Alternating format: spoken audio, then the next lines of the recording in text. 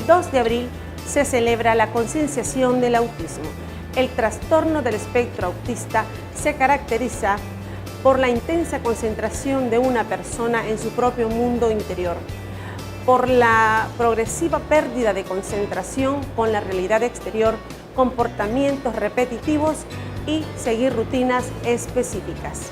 En Nicaragua, en las escuelas especiales son escolarizados los niños con bajo funcionamiento, es decir, los casos severos, y en las escuelas regulares son incluidos los niños con alto funcionamiento, es decir, los casos leves. Pero en ambos casos, a estos niños y jóvenes se les brinda una enseñanza acorde a sus necesidades educativas y a sus características individuales. Desconocemos cuántas familias viven con esta situación en sus hogares. Sin embargo, desde el Ministerio de Educación estamos haciendo un esfuerzo para llegar hasta las familias a través de este programa educativo. Bienvenidos a su programa En el Corazón de la Familia. Les saluda como siempre Eliud Martínez Fonseca, asesora pedagógica de la Dirección de Educación Especial del Ministerio de Educación. Hoy estaremos conversando sobre el trastorno del espectro autista, TEA, desde el punto de vista clínico. Acompáñenme.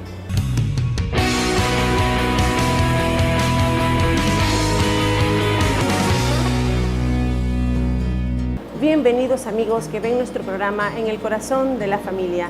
Y para conversar sobre este importante e interesante tema, se encuentran con nosotros dos especialistas quienes nos darán sus valiosos aportes a todas las familias nicaragüenses que nos ven a través de la señal educativa del Canal 6 nicaragüense por gracia de Dios.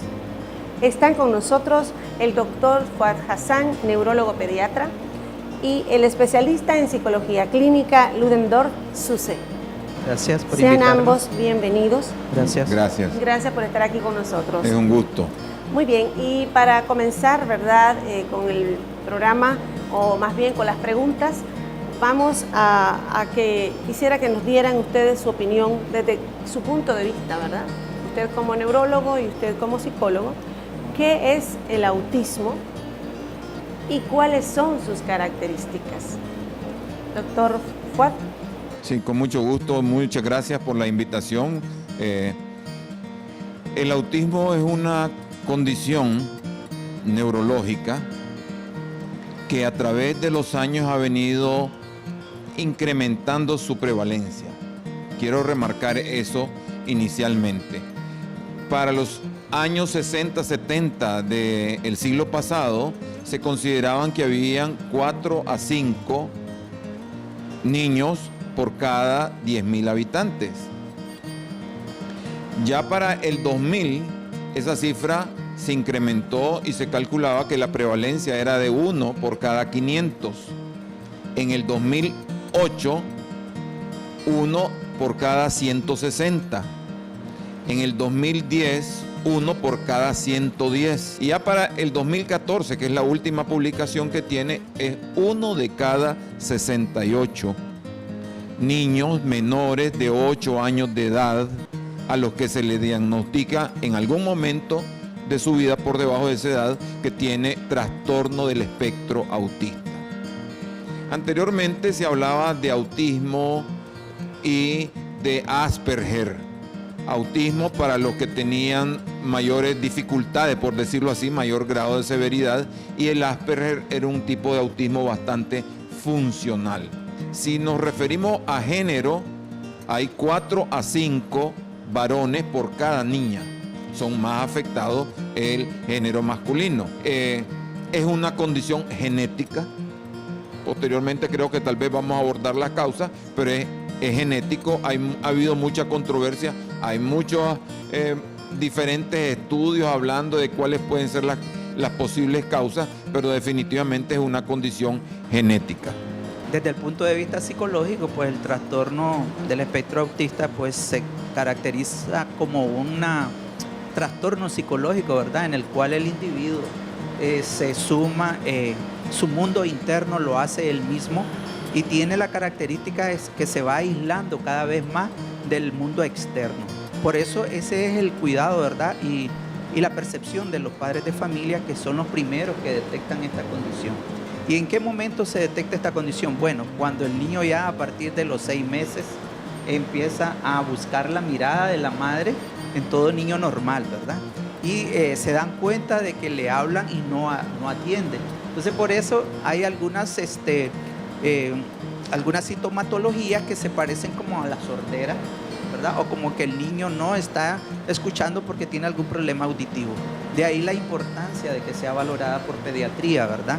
Y si en pediatría pues todos los síntomas están bien de audio y balbuceo del niño, pues hay que buscar y identificar si realmente está desarrollando un espectro autista. Generalmente alguna de las características del síntoma es que el niño, al hablar la madre de familia o el padre de familia, no tienen la mirada fija hacia la voz de la madre, ¿verdad? Muchas veces se quedan así como pensativos, muchas veces viendo a un lado nada más, y no agarran a la mamá, no le echan los brazos a la mamá como realmente se debe de hacer o hacen los niños cuando están ya en etapa lactante. Esas son algunas de las condiciones, ¿verdad?, que podemos nosotros notar para decir que ahí hay un problema y que hay que valorarlo. Entonces decíamos que es una condición neurológica, ¿verdad?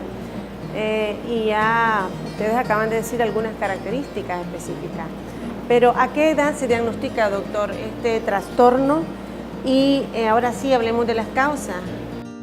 Entre más temprano se diagnostique, es mejor, obviamente, porque se va a poder iniciar todo el tratamiento adecuado para rehabilitar a este niño. Sí, lo podemos empezar a sospechar, como había mencionado el licenciado Suse, desde muy temprano. Es decir, si vamos siguiendo el desarrollo neurológico del niño y la niña, pues esperamos que a los 3 meses ya establezca contacto visual, es decir, que quede mirando los ojos del padre, de la madre, de los familiares cercanos, que pueda sonreír. Entonces, la ausencia de estas 2 manifestaciones tempranas de lo que es la comunicación y de lo que es la interacción social nos pueden hacer sospechar de que algo no anda bien, pues. Quiero remarcar de que es una triada la que compone básicamente los trastornos del espectro autista. 1, la afectación de la comunicación. 2, la afectación de la interacción social. Y 3, que tienen una serie de comportamientos, actividades repetitivas y estereotipadas. Esos intereses están bien restringidos. Sin embargo, recordemos que, por eso hablé de que es una triada, y un niño puede ser sordo y comunicarse perfectamente por señas, que hace contacto visual, entiende las órdenes y sigue las instrucciones, lo que no sucede, lógicamente, en el trastorno del espectro autista. Muy bien, licenciado. Perfecto, pues siempre, ¿verdad?, hablando este mismo tema de que cómo se comporta este tipo de pacientito, pues interesante saber de que a veces no tiene afición por los juguetes, no está interesado en el juego. Entonces son partes del desarrollo psicomotor y neurológico del niño, ¿verdad?, que los padres deberán ir observando en la medida que él va creciendo, ¿verdad? Elementos como esta que he mencionado, pues sumen a los padres de familia en una angustia permanente, ¿verdad? Y no saben cómo definirlo. Y es un trastorno más bien psicológico donde el niño, no por ser diagnosticado con este problema autista, es un niño que no va a servir, o es un niño minusválido, ¿verdad? Simplemente está en este desarrollo neurológico que deberá ser corregido en una parte por su neurólogo pediatra, y él puede desarrollarse de una manera normal. Son bien inteligentes, son pacientes que tienen muchas habilidades para las matemáticas incluso, ¿verdad? Y salen adelante. Si el problema es que ellos no interactúan con el médico, ¿verdad? Les cuesta sociabilizar, les cuesta interactuar, y eso pues lo hace a ellos que se refugien en sí mismo, en su mundo agravando el problema, ¿verdad? Y pueden caer incluso hasta en otros tipos de problemas psicológicos como son la depresión, ¿verdad? La ansiedad, porque no están socializando con el medio. Ahora, también, ¿cómo decirle? En la familia, por lo general, aunque el niño de estos síntomas que ustedes acaban de decir, ¿verdad? Que no se comunica ya desde los 6, 7, 8, 9 meses, ¿verdad? Como se espera, o no socializa con la mamá, pero a veces esperamos hasta que el niño vaya a la escuela, pues por eso es que antes era diagnosticado a los 3 años, ¿verdad? Entonces la mamá ya llegaba a la escuela y era la maestra la que le decía que es un niño aislado, que no juega, que no le gusta estar con los compañeros. Entonces de ahí veníamos y ya pasábamos a ver qué hacer con el niño. Entonces en realidad ya desde antes están los síntomas y hay que poner atención a esos síntomas, ¿verdad? Ahora también hablamos de que el autismo de alto funcionamiento y bajo funcionamiento, ¿verdad? Que son los casos, antes se les llamaba leve o casos severos, tal vez nos dicen un poquito. ¿Por qué? Porque el licenciado Sucé, él hablaba que son niños muy inteligentes, ¿verdad? Pero hay casos de casos, ¿verdad? Hablando del funcionamiento. Totalmente de acuerdo. La realidad es que los trastornos del espectro autista se pueden asociar con mucha frecuencia con otras condiciones. Por ejemplo, con retardo mental. Es decir, es la discapacidad intelectual. Hasta un 50% de los casos de autismo está asociado con retardo mental. Tienen siempre miedo de salirse de su ambiente y al llegar a ambientes diferentes les cuesta mucho la adaptación. Pero habíamos hablado un tanto de las causas y las dejamos así como en suspenso. La causa, son genéticas, pero también hay una influencia del ambiente. ¿Cuál es la razón por la que cada vez hay más niños con el diagnóstico de trastorno del espectro autista? ¿Será que estamos conociendo más la condición y la estamos diagnosticando más? ¿Será algo del ambiente que está afectando más a los niños desde el punto de vista genético? En algún momento se produjo una alarma porque asociaban el autismo con el mercurio que tiene las vacunas y vino una oleada de opiniones desfavorables al uso de las vacunas porque decían que esto era la productora de autismo. Realmente, bajo el rigor científico, bajo medicina basada en la evidencia, eso ya se ha descartado plenamente. Claro, lo que se ha encontrado es que por una razón inmunológica hay algunos niños que pueden nacer con una deficiencia inmunológica a nivel del sistema nervioso central. Y eso los hace que con algunas vacunas desarrollan el autismo.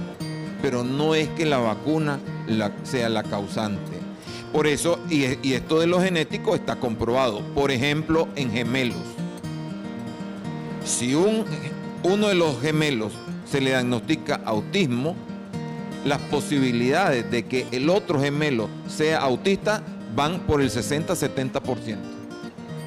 Los hermanos, si dentro de una familia hay uno de los hijos con autismo, las posibilidades de que otro de los hijos tenga autismo es el 3-4% aumentado sobre la población general. O sea que definitivamente lo genético es lo que pesa más en esto. Ya, bien. Sí, es verdad. Tiene mucho que ver en las últimas investigaciones, pues que lo genético, así como dice el doctor Hassan, pues es lo que está prevaleciendo en este problema. Cabe señalar, ¿verdad?, de que hay algunas posibilidades de restablecer, ¿verdad?, con el medicamento y la psicoterapia adecuada en el momento adecuado. El trabajo con los padres de familia es importante, ¿verdad? Establecer algunos roles de trabajo con los niños, sobre todo la paciencia, ¿verdad?, que tienen que desarrollar con este tipo de niños y poner límites en algunas condiciones donde se pueden salir del curso. ¿verdad? Entonces la parte genética sí tiene mayor peso. Se habla incluso, doctor Hassan, de algunos medicamentos y algún tipo de alimentación que puede estar incidiendo en este tipo de problemas, pero no está fundamentada científicamente. Muy bien. Ahora quisiera que habláramos sobre la preferencia en la alimentación de estos niños, ¿verdad? Y qué se hace en ese caso, qué comen ellos o qué no comen, ¿verdad? Son muy sensibles, hipersensibles o hiposensibles, ¿verdad? Muchas veces, con el paladar. Quería ver pues también si tiene cura, si no tiene cura, si es una enfermedad o no es una enfermedad. Bueno, con respecto a lo de la alimentación, esto es parte de la conducta, de los comportamientos, de las actividades estereotipadas, restrictivas, restringidas. Es decir, un niño puede ser que no le guste el color de su comida, no le gusta el olor, no le gusta la textura, es decir, solo quiere líquido. Viera que este niño fue una lucha, él solo toma pacha. Solo la pacha, solo los líquidos. Y en esto de estas estereotipas, precisamente, puede ser que esta sea la semana de sopa. Y solo va a tomar sopa. Pero también resulta, doctor Hassan, que no solamente estamos enfocados en este tipo de alimentación en los pacientes que son autistas, sino que también se da en los casos de pacientes normales, pues que no tienen esta condición, que tienen las preferencias por algunos alimentos, como usted mencionaba, pues. Claro, pero no al grado de que puede dejar de comer y no va a aceptar si le ofrecen otro tipo de alimento, pues. Sí. Se puede morir de hambre, pero no come si no le dan lo que él está acostumbrado o tiene como organizado estar comiendo, ingiriendo en esos días. A mí me sorprendió una mamá que me dijo, él solo acepta el yogur de frutas, pero tiene la capacidad de poder distinguir la marca. Si le dan de fruta y de otra marca, es capaz de poder distinguir que es diferente. Entonces, esto es, como le digo, parte de los patrones. ¿Qué se hace para luchar contra eso? La pregunta. La realidad es que es bien difícil. Es parte del manejo integral que se debe haber. Hay diferentes métodos de manejo. Medicamentos no hay para el autismo. El autismo no se cura, sino que se trata. Y se trata con terapia del lenguaje o logopedia, se trata con psicología, se trata con pedagogos, se trata con estimulación sensorial, se trata con terapia ocupacional y hay diferentes métodos. Está el TEACH, está el PET, está el ABA, claro, y hay otras terapias, la hidroterapia, la equinoterapia, la musicoterapia, que pueden ser relajantes porque tienen baja tolerancia a la frustración. Ahora vamos a una pequeña pausa, pero antes veamos un video animado que nos va a presentar las características del autismo. Este video muestra una aproximación de la realidad que vive una persona con autismo. La manera en que percibe la realidad desde el punto de vista del tacto, la vista y la audición. Y la recreación del entorno que le rodea, resultando ser hipersensible o hiposensible a los estímulos.